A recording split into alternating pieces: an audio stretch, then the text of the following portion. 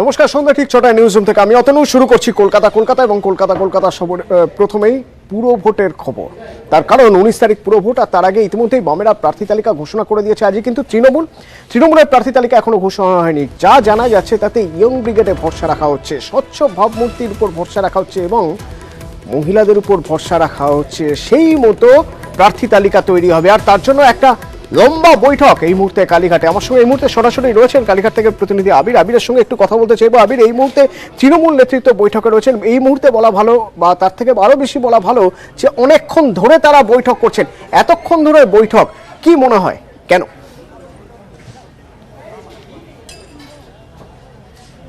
একেবারেই ঠিক বলেছো। অনেক প্রায় ২ ঘন্টার মতো সময় হয়ে গেল যে এখনো পর্যন্ত তৃণমূল কংগ্রেসের বৈঠক চলছে। ফলে যে পুরো ভোটের যে প্রার্থী তালিকা ঘোষণা হতে চলেছে, সেই প্রার্থী তালিকাতে যে বেশ বড়সড় কিছু বদল আসতে পারে এমনই ইঙ্গিত বলে মনে করা হচ্ছে। ইতিমধ্যে যেটা আমরা বারবার ধরে বলছিলাম যে বিধানসভা ভোটের মতোই পুরো ভোটের ক্ষেত্রেও যে স্বচ্ছ ভাবমূর্তি, যুব, তাদেরকে বেশি করে প্রাধান্য দেওয়া হবে এবং ইতিমধ্যেই যারা সমাজের যারা বিশিষ্ট ব্যক্তি তাদের কয়েকজনকেই নতুন প্রার্থী তালিকা দেখা যেতে পারে। যেহেতু সাংগঠনিকভাবে দল এক ব্যক্তি এক পদ নীতি তৈরি করেছে, সে এক ব্যক্তি এক পদ নীতি নিয়ে চলতে গেলে অনেকেই আছেন যারা ইতিমধ্যে বিধায়ক হয়ে গেছেন, তাহলে অনেকে সাংসদ আছেন, তাদেরকে প্রার্থী করা হবে না এই বিষয়টা চর্চার মধ্যে থাকছে। ফলে যাদেরকে নিয়ে বৈঠক হচ্ছে, সুদীপ বন্দ্যোপাধ্যায়, ফিরহাদ হাকিম, অরূপ বিশ্বাস, অভিষেক বন্দ্যোপাধ্যায়, পার্থ চট্টোপাধ্যায়, অরূপ বিশ্বাস যারা রয়েছেন, তাদের সাথে মূলত এই বিষয়টা নিয়ে একাধিকবার আলোচনা করে একটা চূড়ান্ত সিদ্ধান্তে আসতে চলেছে তৃণমূল কংগ্রেস। সূত্রের খবরে আজই চূড়ান্ত সিদ্ধান্ত জানানো হতে পারে তৃণমূল কংগ্রেসের তরফ থেকে, এবং সেই কারণেই হচ্ছে যে প্রার্থীদেরকে বাছাই করা হয়েছে তাদের পারফরমেন্সের পাশাপাশি, তাদের যে কাজের মাপের পাশাপাশি প্রশান্ত কিশোরের সংস্থা যে সমীক্ষা করে যে রিপোর্ট দিয়েছিল সেটাকেও গুরুত্ব সহকারে দেখা হতে পারে, এবং তাই এই সবকটা বিষয়কে মিলিয়ে আজকে প্রার্থী তালিকা চূড়ান্ত হবে তৃণমূল কংগ্রেসের। এটাই দলীয় সূত্রে খবর। ধন্যবাদ আবিরের মতো আমাদের সঙ্গে অপর প্রতিনিধি বিশ্বজিৎ রয়েছেন, তার কাছ থেকে একটু গুরুত্বপূর্ণ দিক জানতেই হবে। তার কারণ বেশ কিছু মেয়র পরিষদ পদে যারা ছিলেন এবং বেশ কিছু গুরুত্বপূর্ণ নেতা, তাদের মধ্যে স্বপন সমাদ্দার রয়েছেন, রতন দে রয়েছেন বৈশ্বনাথ চট্টোপাধ্যায়, যারা নিজেদের ওয়ার্ড থেকে এবছর দাঁড়াতে পারছেন না। কেন? বিশ্বজিৎ রয়েছেন প্রতিনিধি আমাদের সঙ্গে এই মুহূর্তে। বিশ্বজিৎ, সংরক্ষণের নিয়ম আছে, এবারে ৩-৬-৯ পদ্ধতিতে এই আসন সংরক্ষণ হচ্ছে এবং তাতে সাধারণ মহিলা প্রার্থীদের জন্য সংরক্ষিত ৪৫টি আসন এবং তপশিলি জাতি উপজাতিদের জন্য সংরক্ষিত ৮টি ওয়ার্ড রয়েছে এবং এর মধ্যে ৩টি তপশিলি মহিলাদের জন্য সংরক্ষিত। অর্থাৎ এই যে সংরক্ষণের কোপ, তাতে মেয়র পরিষদ বিদায়ী যে বোর্ড ছিল তার ৪ জন মেয়র পরিষদ এই কোপে পড়েছেন। স্বপন সমাদ্দার ৫৮ নম্বর ওয়ার্ড এবং বৈশ্বনাথ চট্টোপাধ্যায় ৯০ নম্বর ওয়ার্ড এবং রতন দে ৯৩ ও দেবব্রত মজুমদার ৯৬ নম্বর ওয়ার্ড। এছাড়াও এই ৪ জন বিদায়ী মেয়র পরিষদ ছাড়াও বড় চেয়ারম্যান রয়েছেন ১২ নম্বর বড়োর চেয়ারম্যান ১০৭ নম্বর ওয়ার্ড সুশান্ত কুমার ঘোষ, তিনি তপশিলি জাতিভুক্ত হয়, সেই আসন সংরক্ষণ হয়েছে। এছাড়াও এমপি, রাজ্যসভার এমপি শান্তনু সেন, তার ৩ নম্বর ওয়ার্ড, সেটিও মহিলা সংরক্ষিত। শুধুমাত্র তৃণমূল কংগ্রেসের গুরুত্বপূর্ণ মেয়র পরিষদ বা বড় চেয়ারম্যান নয়, এছাড়াও বিজেপির ৮৭ নম্বর ওয়ার্ড, সেখানেও সংরক্ষণের কোপ এবং বামেদের ২টি ওয়ার্ডও এই সংরক্ষণের কোপে পড়েছে। ধন্যবাদ বিশ্বজিৎ। তবে প্রার্থী তালিকার নিরিখে যদি দেখতে হয় তাহলে কিন্তু ফার্স্ট বয় বলতে হবে বামেদের, তার কারণ সবার আগে তারাই প্রার্থী তালিকা ঘোষণা করে দিয়েছে। যদিও জয়ের জন্য কোনো রকম কনফিডেন্স সেভাবে দেখা গেল না। তারা বলছেন ৪০ থেকে ৫০টা আসন তারা জয়ের জন্য লড়বেন, বোর্ড গঠনের জন্য তারা লড়ছেন না। এদিকে আবার দেখা গেল ১৬টি আসন ছেড়ে দিয়ে তারা একটা জোট বার্তা দিয়ে রাখলেন কোথাও।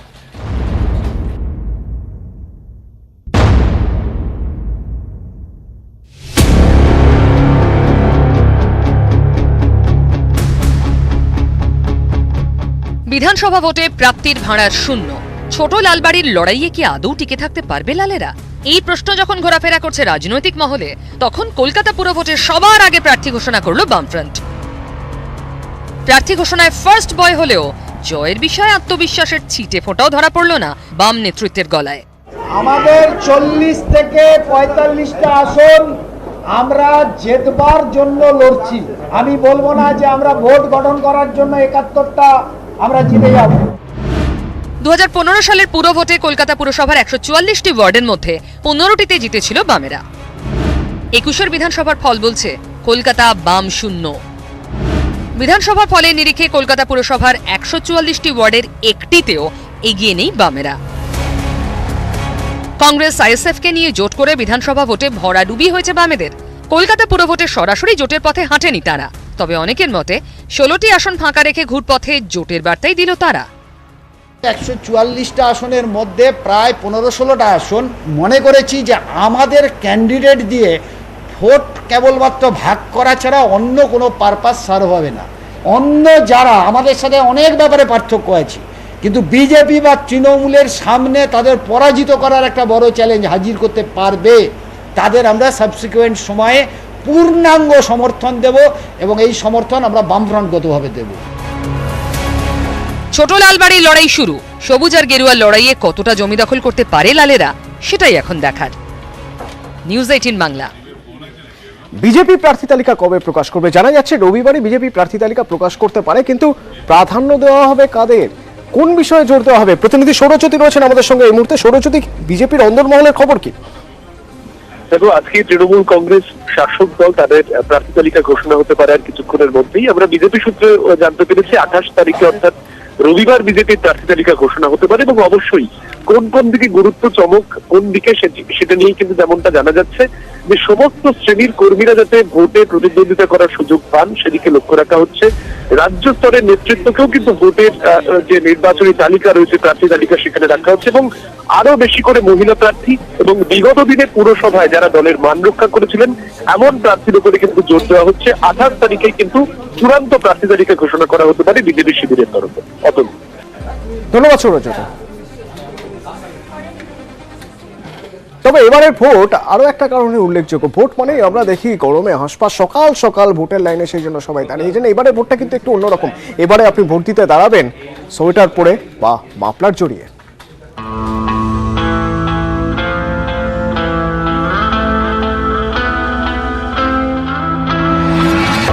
কথায় আছে, কষ্ট না করলে কেষ্ট মেলে না। এই বঙ্গে ভোটের লড়াই আক্ষরিক অর্থেই মাথার ঘাম পায়ে ফেলতে হয় রাজনীতিকদের, কারণ অধিকাংশ ভোটই হয় গ্রীষ্মে। চাঁদি ফাটা রোদে প্রচার, চাঁদি ফাটা রোদে ভোট, ভোটের গরম, গরমেই ভোট। লোকসভা হোক বা বিধানসভা, সাম্প্রতিক অতীতে প্রায় সমস্ত গুরুত্বপূর্ণ ভোটই হয়েছে গরমে। ছক ভাঙল কলকাতা পুর ভোটে। ভোটের গরম থাকলেও ডিসেম্বরের কলকাতা কিন্তু ঠান্ডা। এমনিতে ভোটের দিক থেকে যারা ভোট দিতে যান তাদের গরমকাল বা বর্ষাকালের চাইতে অবশ্যই শীতকালটা অনেকটা ভালো লাগে। ঠান্ডা আবহাওয়া সব ক্ষেত্রেই ভালো, শরীরের জন্যও ভালো, পড়াশোনার জন্যও ভালো, ভোটের জন্যও ভালো। আমি প্রেফার করবো সবসময় যেন শীতকালেই ভোটটা হয়। ভোট আবার গরম আবার শীত কি আছে, ভোট দিতে হলে দিতে হবে। শীতকালে ভোটটা খুবই সুবিধা হবে যারা ভোট নিচ্ছে এবং যারা ভোট দেবে। যে সানস্ট্রোকগুলো থাকছে না শীতকালে, ভোট হওয়াতে অনেকটা অ্যাডভান্টেজ তারা পেতে পারেন। তারা অবশ্যই মানে ইউনিফর্ম টেম্পারেচারটা মেনটেন করবেন এবং গরমের জামা কাপড় ইউজ করবেন। দেশে লোকসভা ভোট সাধারণত এপ্রিল মে মাসেই হয়ে থাকে। ব্যতিক্রম 1984 সাল, তৎকালীন প্রধানমন্ত্রী ইন্দিরা গান্ধীর হত্যার পর যে লোকসভা ভোট হয়। শীতের বঙ্গে যে পুরো ভোট একেবারে হয়নি তেমনটা নয়। 2011 সালের 8ই নভেম্বর পুরো ভোট হয় দার্জিলিং, কালিম্পং, কার্শিয়াং এবং মিরিকে। 2013 সালের নভেম্বরে হাওড়া সহ 17টি পুরসভায় ভোট হয়। 2015 সালের 23 অক্টোবর আসানসোল, বিধাননগর এবং হাওড়ার বালিতে পুরো ভোট হয়। শীতের বঙ্গে উপনির্বাচনের নজিরে রয়েছে। ব্যতিক্রমটুকু বাদ দিলে বঙ্গবাসীর কাছে ভোট যুদ্ধ মানেই গরমে হাঁসফাঁস। এবার ভোট শীতে, সোয়েটার গায়ে ভোটের লাইনে। নিউজ 18 বাংলা। আজ সংবিধান দিবস, কিন্তু এই সংবিধান দিবসে দেখা গেল একদিকে সংসদে সেখানে বিরোধীরা গড়হাজির, আবার বিধানসভায় দেখা গেল এ রাজ্যে রাজনৈতিক বিরোধী অর্থাৎ বিজেপি বিধায়করা তারাও নেই।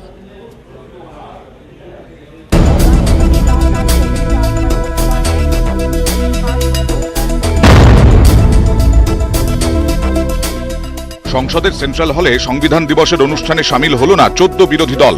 ভাষণ দিতে উঠে প্রধানমন্ত্রী নিশানা করলেন সেই বিরোধীদেরই। संविधान की भावना को भी चोट पहुंची है, संविधान के एक एक धारा को भी चोट पहुंची है। जो दल स्वयं लोकतांत्रिक कैरेक्टर खो चुके हो, वो लोकतंत्र की रक्षा कैसे कर सकते हैं? लोकतंत्र के प्रति आस्था रखने वालों के लिए चिंता का विषय है। और वो है पारिवारिक पार्टियां। पार्टी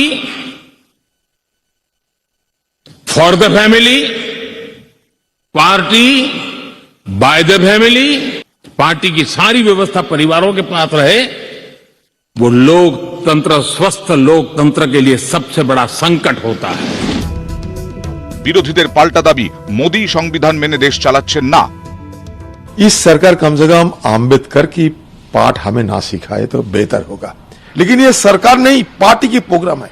अगर सरकार की प्रोग्राम होती तो सारे पार्टियां इसमें शामिल होते और शिरकत करने के मौका मिलते। सदन को खुला रखना चाहिए था।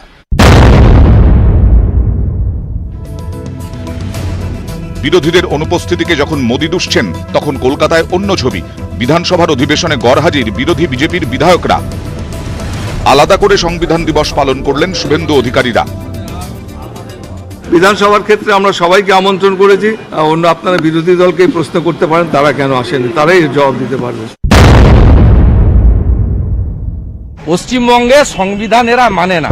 বিরোধী দলের সদস্য হবে পিএসসির চেয়ারম্যান। সেই কনভেনশন যেদিন থেকে ভেঙেছে সেদিন থেকে ওই নীতি কথা বলা, একসঙ্গে চলা, ওই সব জিনিস আমরা করি না। আমরা সেটিং অপোজিশন নই। 1949 সালের 26শে নভেম্বর ভারতের সংবিধান গৃহীত হয়। সংবিধান রক্ষায় সকলকে সচেষ্ট হওয়ার বার্তা দিয়েছেন মুখ্যমন্ত্রী মমতা বন্দ্যোপাধ্যায়। নিউজ 18 বাংলা। তদন্ত সন্তোষজনক নয়, তাই এক থানার তদন্তের ভার অন্য থানার হাতে তুলে দেওয়ার নির্দেশ দিল কলকাতা হাইকোর্ট।